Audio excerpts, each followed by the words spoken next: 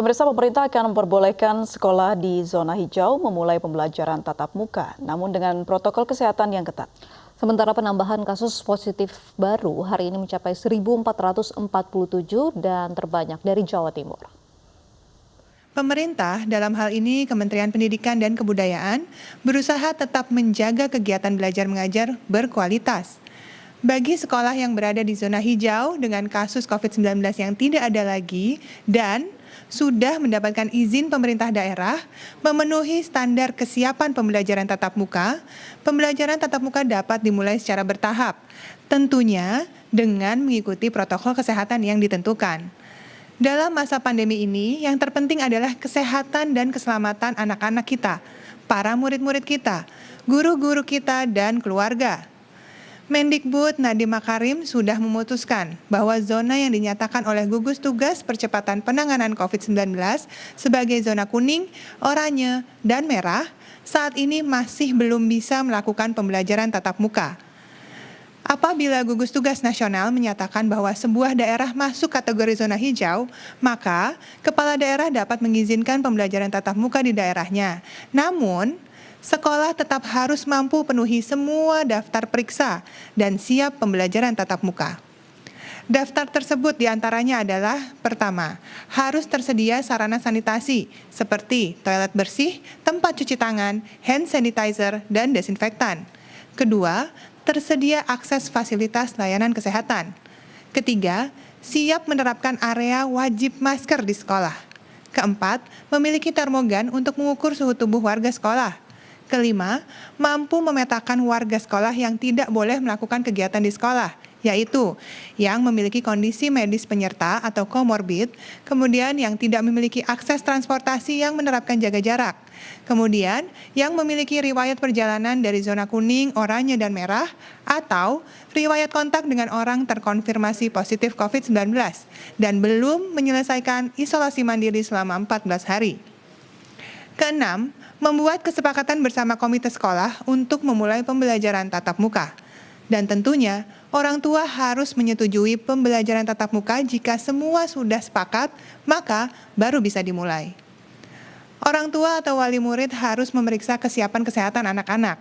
Pastikan mereka bisa mengikuti pembelajaran tatap muka di sekolah. Jangan memaksa. Pastikan siap secara fisik, mental, lahir, dan batin. Ketua Gugus Tugas Legend Doni Monardo berkomitmen untuk membuka kembali sekolah, memulai kegiatan tatap muka, namun di tempat yang paling aman, yaitu zona hijau tadi, yang artinya, sekali lagi, tidak ditemukan kasus positif baru di daerah tersebut, dan penyebaran COVID-19 terkendali dengan baik. Pembelajaran dalam jaringan atau online sebenarnya tidak bisa menggantikan kegiatan tatap muka. Menurut para pakar pendidikan, sebenarnya kembali bersekolah tatap muka itu penting, karena sekolah tidak hanya sebagai tempat anak kita belajar, tapi juga tempat di mana mereka ikut serta dalam program gizi berimbang, seperti pemberian makanan tambahan anak sekolah dan tentunya dalam program vaksinasi. Data ini kita himpun dalam satu sistem yang kita sebut dengan all record. Data inilah yang kemudian nanti akan kita verifikasi ulang dan kemudian kita koordinasikan dengan daerah terkait dengan ketepatannya. Hari ini spesimen yang telah diperiksa sebanyak 22.992 spesimen, sehingga total yang sudah kita lakukan pemeriksaan sebanyak 894.428 spesimen.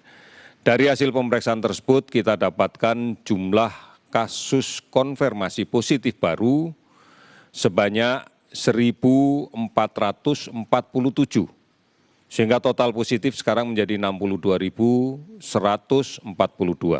Kalau kita lihat sebaran dari kasus positif yang kita dapatkan, maka kita lihat bahwa Provinsi Jawa Timur hari ini masih melaporkan cukup tinggi sebanyak 413 kasus baru dengan 100 sembuh. Kemudian DKI Jakarta 223 kasus baru dengan 268 sembuh. Sulawesi Selatan 195 kasus baru dengan 41 sembuh. Jawa Tengah 110 kasus baru dengan 50 sembuh. Dan Bali 91 kasus baru, 24 sembuh. Ada 20 provinsi yang hari ini melaporkan penambahan kasus kurang dari 10.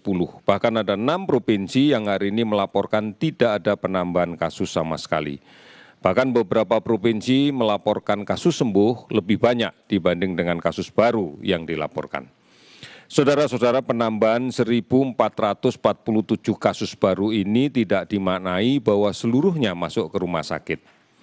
Karena sebagian besar kasus ini didapatkan dari hasil kontak tracing terhadap kasus positif yang kita rawat dan kita temukan.